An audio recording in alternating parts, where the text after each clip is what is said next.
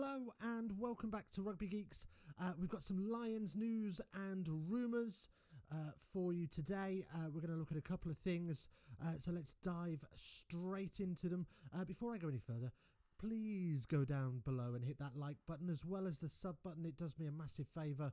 We are a very, very new channel looking to build a little bit of a community. So please do feel free, if you're enjoying the content, to hit that like and subscribe. Right, so into our first news piece.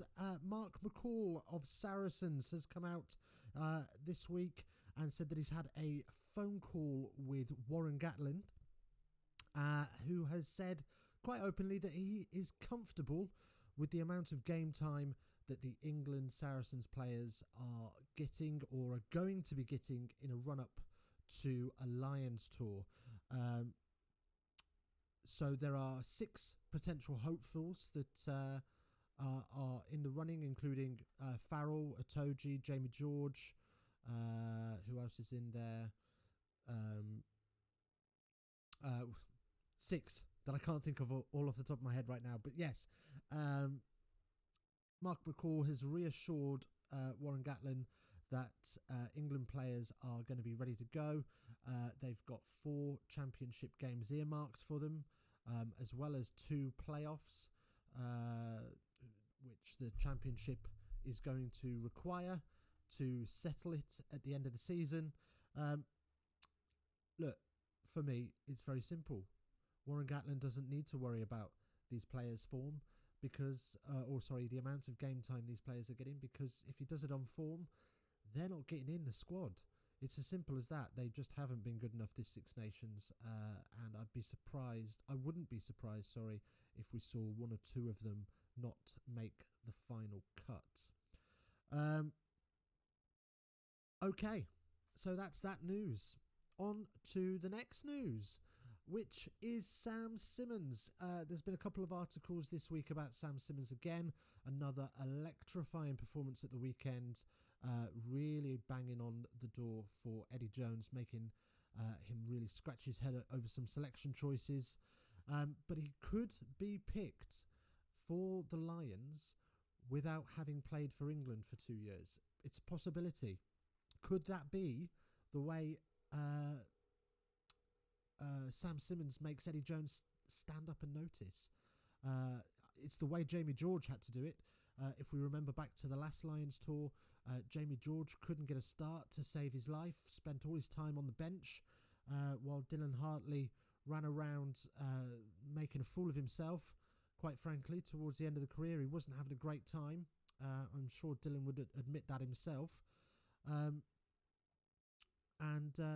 Then a Lions tour came along and Dylan wasn't selected, but Jamie George was and started as hooker, and since then has not looked back in terms of his England career. So perhaps this is the way that Sam Simmons is going to get into the England squad, being selected for a touring side for the Lions, and really forcing Eddie Jones's hand. I mean, don't forget as well, the Lions are famous for left field selection choices. If we go back quite a few years, you can think of an uncapped Jeremy Guscott and a young Will Greenwood, all selected without really troubling any journalists in terms of column inches. But what could you imagine the back 3?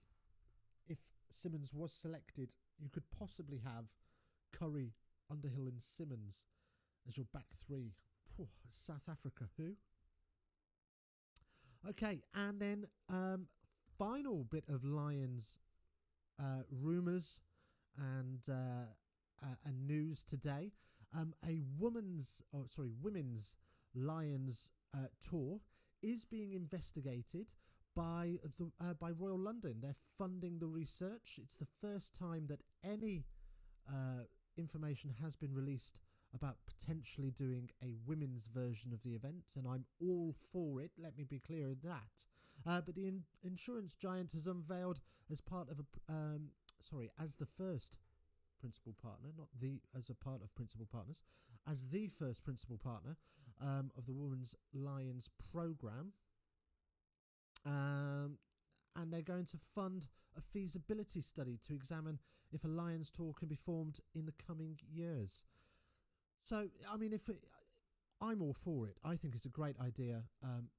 I'm all for bringing more women's sport into the forefront, and it's great to see. Sky Sports do a fantastic job with cricket. I'd like to see a couple more broadcasters step up and do the same with other sports that perhaps aren't being done at the moment. But they're going to face some challenges. First and foremost, England are the only fully professional team in the home nations. Scotland have some contracted players, but both Wales and Ireland are completely amateur, which would mean, if we were doing selection based on form, it's very likely that we're going to have a very predominant English side, almost to the point where it's just England playing in a different kit. Amateurs are going to need time off work, so those Welsh and Irish players, for example, Claire Malloy, would have to take more time out. She's already taken a sabbatical from Test rugby due to her medical career, so that would be a real challenge for her. But the other question is then, where do they go?